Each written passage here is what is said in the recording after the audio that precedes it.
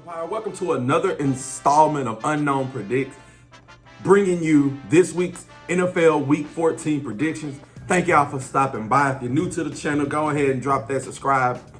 If you are not new to the channel, I do appreciate you for being a loyal member of this Unknown Empire. We are going into another week of football, started by the Lions versus the Packers. Last week, we went 11-5 with our predictions. So what we're trying to do is trying to have a perfect week. If we can have a perfect week, predictions is great. Predictions is great. Our season total is 113-82. So we are not bad at picking games. Sometimes we just lead with our hearts sometimes. But y'all are more than welcome to drop y'all predictions down in the comments down below. You know, I don't have no problem putting my predictions against yours. You can tell me how bad my predictions are. But we ain't got time for that. We have more than enough time. You know, we can always talk. But we ain't got time for that. We got to go ahead and keep this video going. So without further ado, NFL Week 14 Unknown Predictions starting now. The week gets kicked off with a highly anticipated Thursday night NFC North divisional matchup. We have the 9-3 Packers going to Detroit to take on the best team in the NFL right now, the 11-1 Detroit Lions. And with this week's predictions, I'm gonna keep a lot of these short and sweet and to the point because I don't want to do too much talking this week. Nah, I'm playing. But what? The Lions have won 10 straight. The Lions have won 10 straight. The Packers have won a bunch of nice matchups. They're coming off of a big defeat of the Miami Dolphins on Thanksgiving. So they have had time to rest. The Lions are coming off of a demolition? No, it was a close game because they went to the Bears. The Bears fucked up. Yep, last Thanksgiving. Matter of fact, it was both teams had the same amount of time to rest because they both played on Thanksgiving. Yep, because the Lions, man, something about the Lions. They are the best team in the NFL right now. I really want to put Philly on that number one spot. Philly has been playing so much. I don't know, but I'm a little biased, so I can't. All in all, coming off of a close game last week from the Lions, coming off of a high of the Green Bay Packers, I feel like that Green Bay is going to go in Detroit and pull off a nice little upset to bring that division a little bit closer. Am I wishful thinking? Maybe. Can the Lions run through the Packers? Obviously, they can run through everybody. They're the best team in the NFL right now.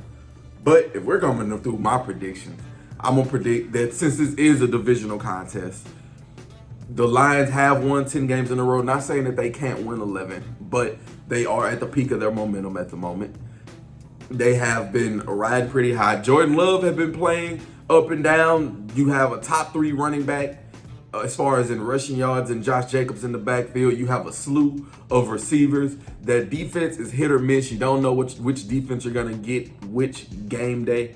So I do understand, but with these predictions, I am going to go with the Green Bay Packers beating the 11-1 Detroit Lions.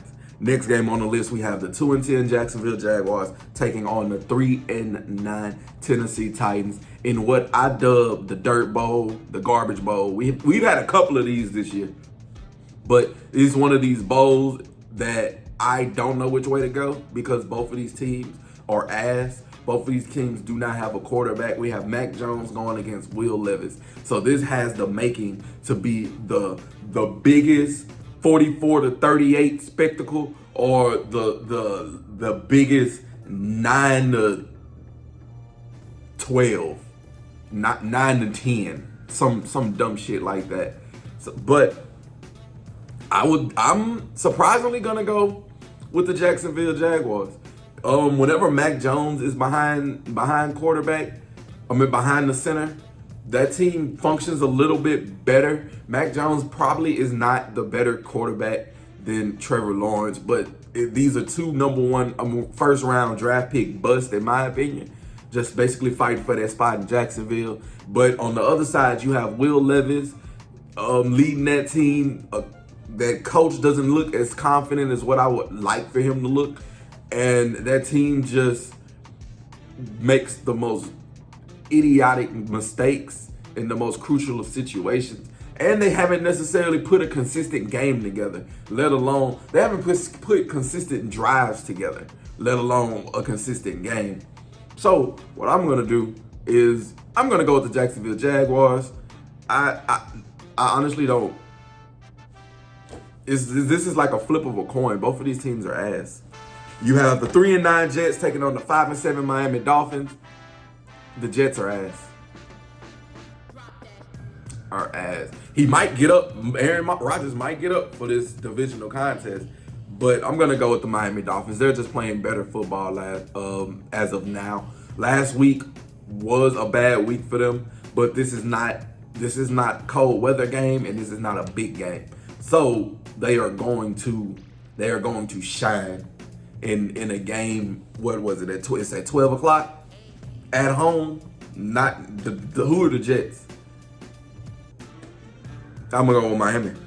We have the 6-6 Atlanta Falcons taking on the 10-2 Minnesota Vikings, and I feel like Atlanta's gonna walk in Minnesota and pull off the upset. Now, if you're consistent with my predictions, I always have one of these predictions in here. And these are more or less part wishful thinking, part I can see it because Sam Darnold is the quarterback. Kirk Cousins just threw 4 interceptions. I don't believe he's going to have another game like that to where he just coughs up the ball. And even with him throwing 4 interceptions, they still only lost by 1. It was still only a 1-score game. I think it was 17-13, 17-10, something along those lines against the Los Angeles Chargers. So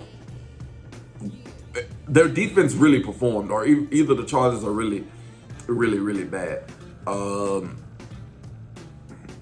But I do feel like Kirk Cousins is going to bounce back. Dome team versus dome team. Sam Darnold these last 3 games have been playing lights out. He is back to form as what he was in the beginning of the season. I just feel like Atlanta's gonna want kind of a revenge game. And they're going to go in there, walk it in and walk it out. Next, we have the 4-8 New Orleans Saints taking on the 2-10 New York Giants. New York Football Giants for the L. They're just in that category as of now to where I just don't vote for them. I don't vote for them. I don't predict they're going to win. They have Malik Neighbors and nothing else. Now, I like Tracy. Tracy's a good running back. But they don't really have nothing else. Nothing really. And ever since the Saints' new coach has taken over, that team has been playing on a completely different level, a more complete team. I know they just lost Taysom Hill, which I'm assuming that they're going to feel like is their whole offense, but they're not their whole offense. You have Kamara. Chris Olave should be coming back if he's not already back. You do have MVS as far as like a deep bomb threat. Derek Carr is not the answer, but it's the Giants. You don't really put too much stock into them. You have the 3-9 Carolina Panthers taking on the 10-2 Philadelphia Eagles. It's Philly. This year has not shown me we play down to competition. This year has not shown me that we play down to competition. This year has shown me that we play everybody how we play them, and whatever else happened. They're like you. We usually lose games like this in the past. But this team is a completely different team. I feel like Philadelphia is going to take that next win 9 games in a row, and keep pace with the Detroit Lions because they want that home field advantage. The Carolina Panthers have been playing at a better level since Bryce Young has been inserted back into the starting lineup. I want to say he's 2-2 with a couple of close games that could have gone either way. He's been playing a lot better. His QBR has gone up. His yards per game has gone up. Touchdown to interception ratio has gone in a better direction. Bryce Young and this team has been playing better since Bryce Young has been started back into the lineup. He is going against the number 1 defense in the NFL. Fly, Eagles, fly. Next, we have the 3-9 Cleveland Browns taking on the 9-3 Pittsburgh Steelers, and I feel like Pittsburgh is going to get their revenge from what happened in that snow game. George Pickens is going to have an opportunity to say, to prove what he said is true. He said that the Cleveland Browns are not a good team. He gets to face them again and prove that they are not a good team. If the Pittsburgh Steelers lose, they can no longer be a top 5 team to me. They can no longer be in my top 5. If they lose to the Cleveland Browns again, granted, it is a divisional game. Jameis Winston can throw for 600 yards in this game and go ballistic. One of your players said that this team sucked. This team is not good, and they beat you last time. So if this not good team beats you again, what does that make you?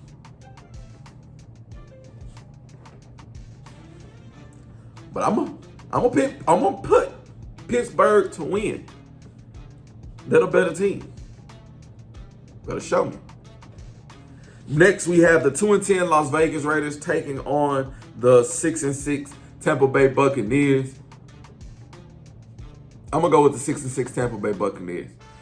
I like Las Vegas. Brock Bowers. He has won me a mini fantasy game. So, I watch him. I see his game. He is one of the best, if not the best, tight end this year, because a lot of tight ends have not been performing. You look at all your best tight ends that we thought was going to be the better ones going into this year. You have Travis Kelce, George Kittle, Sam Laporta, Dallas Goedert. You have those tight ends that, Evan Ingram. You have those tight ends that you expected to take a leap, and Brock Bowers came in the league taking that leap. So I like Brock Bowers. That's about it. That's all I like about the Raiders. And Tampa Bay, they want to keep pace in there to get that NFC South crown. They're still missing Chris Godwin, but the Baker Mayfield Mike Evans connection is not broken. So I feel like that is going to hook up enough. And then I like them 2 running backs that they have. They have 3 running backs: Tucker, Bucky, Ed Irvin, and Rashid White. So they got some nice running backs. So, and then I fuck with them. Next, we have the 7-5 Seattle Seahawks taking on the 6-6 Arizona Cardinals. And this is essentially a rinse and repeat of what we had the other week. I said that the Seattle Seahawks is going to walk out because they were at home. They were, now it's flipped. Arizona's at home. So now Arizona's going to walk out because they're at home. This is a divisional contest. That was a close game last time that they played. This one's going to be a close one. Since the Cardinals are at home, a little bit more stuff is going to go their way just based off of how the football guys see them perform to a lot of these home teams, or how the referees officiate to a lot of these home teams. So, and then this could be Geno off game. He had a home game last week. Matter of fact, he had an off game last week. They barely beat the Jets. That game was awful. If you were watching that Seattle Seahawks New York Jets game, that game was ass. Awful. But we're going to go with the Arizona Cardinals. Next, we got the 10-2 Buffalo Bills taking on the 6-6 Los Angeles Rams. And surprisingly enough, I think that the Rams get the upset. I feel like the Rams get the upset. I love Buffalo right now. Josh Allen is playing at an MVP level. He's number 2 in the MVP race behind Saquon Barkley, obviously. But he's been playing at an MVP level. So I'm not saying this as in the Buffalo is the reason why. It's just I feel like Matthew Stafford still got a lot left in the tank. Cooper Kupp, Puka Nacua, Kyron Williams, that offense has a lot of weapons. Sean McVay can get in the groove, and Buffalo traveling to Los Angeles, that time delay might be a little bit too much for the Buffalo players, or they might be more rejuvenated because they lose 2 hours and then they get a little bit more time, probably get a little bit more rest, maybe. I don't know, but I do want to go with the Los Angeles Rams. That defense has been playing a little bit better. Those pass rushes have been a little bit more consistent. Now, Buffalo has been playing lights out, as I've stated already. I feel like this is going to be the upset of the week. The upset of the week. You got the 4-8 Chicago Bears taking on the 5-7 San Francisco 49ers, and these two teams are extremely disappointing. And I'm going to go with the 49ers. I wanna go with Caleb Williams. I wanna say that the 49ers are spiraling out of control, and it's just gonna take a couple more losses. They lost both of their running backs. They have lost their receiver. You have George Kittle and Debo. Their defense is still nice. So they are spiraling out of control right now. But the Bears are not a good organization. They have been playing better since they fired their offensive coordinator, their head coach. They've been playing a little bit better, but not enough to where I say they can beat a well-coached team as Kyle Shanahan has led these 49ers. Now, I could be wrong. But that's why these predictions are nice predictions. You never know. And then for our Sunday night game, we have an AFC West contest. We have the 8-4 Los Angeles Chargers taking on the 11-1 Kansas City Chiefs. And I'm going to go with Kansas City. I just don't trust Justin Herbert. Y'all going to hear me say that a lot. In big games, big moments, he tends to get a little tense, a little tight. The ball skips to the receiver. The ball sails over the receiver's head. It trails out of bounds. He gets a little jittery. And he's going against Patrick Mahomes, which is a big game, big quarterback matchup. I feel like it's just not going to be enough. That defense is going to be a little bit too much for him. Defense is going to be a little bit too much for him. And Kansas City is going to walk out 12-1. And everybody's saying all these terrible things about the Chiefs. They're still 11-1. They're still 11-1. Oh, they're bad. Oh, they're lucky. Oh, Patrick Mahomes this. Patrick Mahomes not playing up. They're 11-1. Pump the brakes on them. And then we have, for our Monday night game, the game of the most disappointing teams at this point. You have the 4-8 Cincinnati Bengals and the 5-7 Dallas Cowboys. These two teams are, I would say, 1 and 2 for the most disappointing. And then if you throw the Jets in there, Jets, Bengals, Cowboys, all three of these teams as the most disappointing teams at this point in the season. They are not where you thought that. Well, maybe the Jets are where you thought, because if you didn't believe in the 40-year-old quarterback, then obviously you knew the Jets wasn't going to be where. But these two teams in particular, you had high expectations and high hopes for them. Both of them are underperforming record-wise. Cowboys is riddled with injuries. They're getting healthier, at least not in the positions that's not quarterback. And Cincinnati just can't get a win. But I feel like they walk into Dallas and get a win. Dallas has not performed well at home. They have one home win against the Giants. They have one home win against the Giants. Joe Burrow is having an MVP season just for a losing team.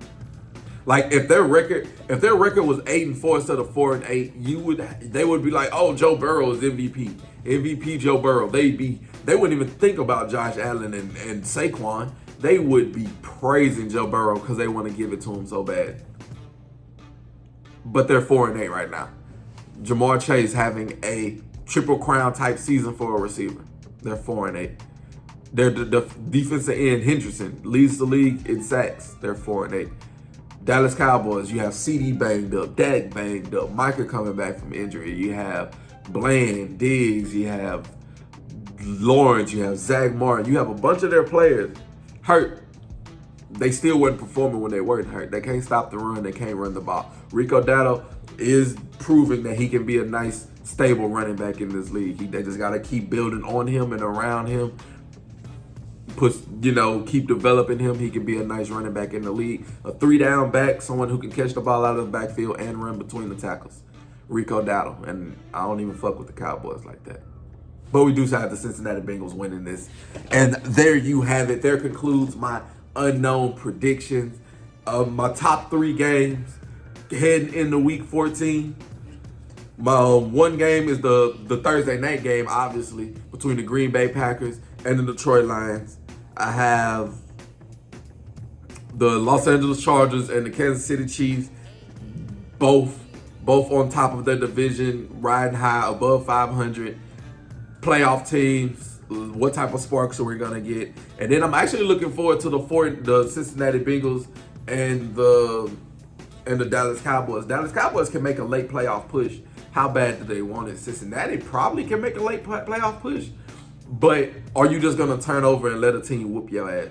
Is what we're saying. And then we come to my unknowns, top 5 NFL teams heading into week 14. And based from last week, all 5 of my top 5 teams won. So my rankings stay the same. You have the Vikings at 5, the Chiefs at 4, the Bills at 3, the Eagles at 2, and the Lions at 1.